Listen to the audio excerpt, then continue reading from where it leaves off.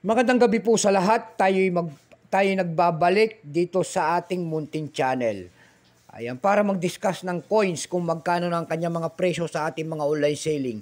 Magandang gabi po sa lahat ng aking mga subscriber dyan. Kasi 1K subscriber na po ako. Ayan. Ibig sabihin po, isang 1K subscriber na pa po. Ayan, para tayo makasahod sana ng unang sahod sa ating YouTube channel. Ayan. Pero lubos ako nagpapasalamat kasi 1K na po yan sa ating mga subscriber po. Thank you so much sa inyong lahat. Magandang gabi po and God bless. Maraming salamat din po sa sumusuporta doon sa ating FB page, Samuel Soriano po.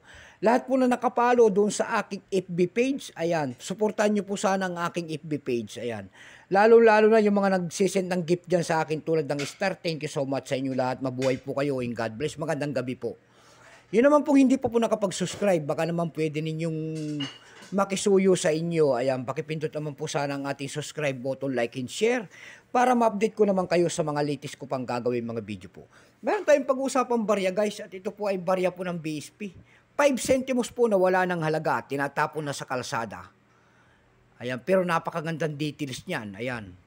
Nilagay natin siya sa coins folder. Ayan, para maganda siya, hindi na siya maanuan ng mga kalawang. Ayan, kung tatanungin, ito po ay almost uncirculated. Ayan, ang ganda. Year 2000.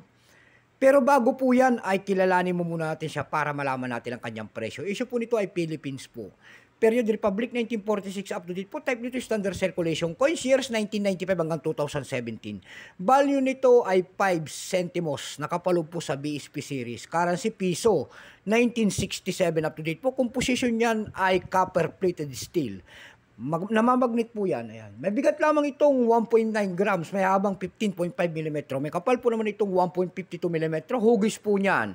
Round with a round hole. Orientation, middle alignment. Number M-1684. Reference number KM-268.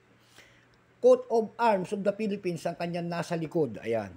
Ito pong year 2000, kung ako ang tatanungin, ito po ay semi-hard to find na. Kasi ito po ay 5% lamang. Kung tawagin po nito ng ating mga kolektor, ito po ay smaller script in both side. Ayan. Wala pa pong mintage ito kung ilang piraso ang ginawa ng ating Bangko Sentral. Wala pa silang maipakita. Pero may press na rin to sa ating mga numista.com. Binigyan na po ng presyo. Yung kanyang extra fine 15, almost uncirculated ay 34 pesos. Uncirculated nito ay nagkakalaga po ng 49 pesos. Ayan, napakahirap ng humagagilap ng kanyang presyo. Bukod tangi po, doon sa ating carousel pitch lamang tayo nakakita ng presyo nito kasi 5% lamang. Ayan. Sa carousel pitch, meron tayo nakita nagbebenta doon ng 250 pesos. Yung pinakamababa po na bintahan doon ay 150 pesos na. Ayan lamang po ang ating may babahagi. Baka pagdating ng araw, tumaas ang presyo nito, hanapin ng mga kolektor. Ayan. So hanggang dito na lamang po. Keep safe po sa lahat and God bless.